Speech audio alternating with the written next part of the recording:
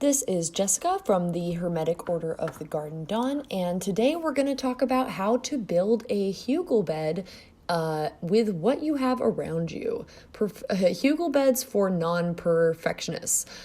So basically, wherever you're building your bed, you're going to want to make sure that it's weeded so that those seeds don't end up coming up later. And what I had to do, because the soil level was already close to the top of the raised bed, and I knew I was going to be building a fairly big hugel bed because I had rather big logs, I moved some of the soil over kind of out of the area so that I wouldn't have the hugel bed spilling over the edge. If you don't need to do that, then don't do that because it does release some carbon and break up the mycelia. But if you have an area that's flat, you do need to dig down because you can't really just build it on a flat area, or it's likely that your hugel bed is gonna kind of fall apart over the sides if you're trying to keep it contained. If you're not trying to keep it contained, it doesn't matter. So basically I used a bunch of logs that were around the edges of the property rotting. They weren't used for anything. I think that they were supposed to be for firewood, but nobody was using them for that. And I tried to pick out only the softwood, so I avoided cedar. It's a little bit hard to tell because the bark was rotting off of a lot of them, but basically I tried to grab all the birch, all the alder and other softwoods because they break down easier. Next, you're going to take a bunch of sticks and branches and throw those over. We happen to have a whole bunch from I believe it was a cherry tree that we had to take apart. And on top of that, you're going to put any leaves, kind of like little sticks, little debris that you have available. And on top of that, you're going to put your sod grass. A great way to build a hugel bed is to build your bed somewhere that already had grass, and then you can just tear up the grass and then use it for this step. I had just a ton of lawn clippings and then some sod grass from this area that we took a bunch of grass out of in the garden where grass had just kind of exploded into it. So use whatever grass you have. You can just use grass clippings. It doesn't need to be sod grass, but it's a little bit better if it has sod grass because that'll be more dirt for everything to grow through.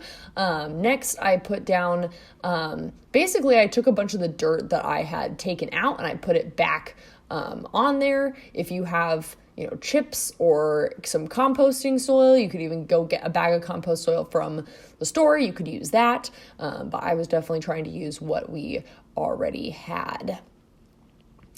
So filling in all of that, and basically you're almost done at that point. A hugel bed is just layers of logs or big branches, smaller branches, even smaller branches, grass, and then soil.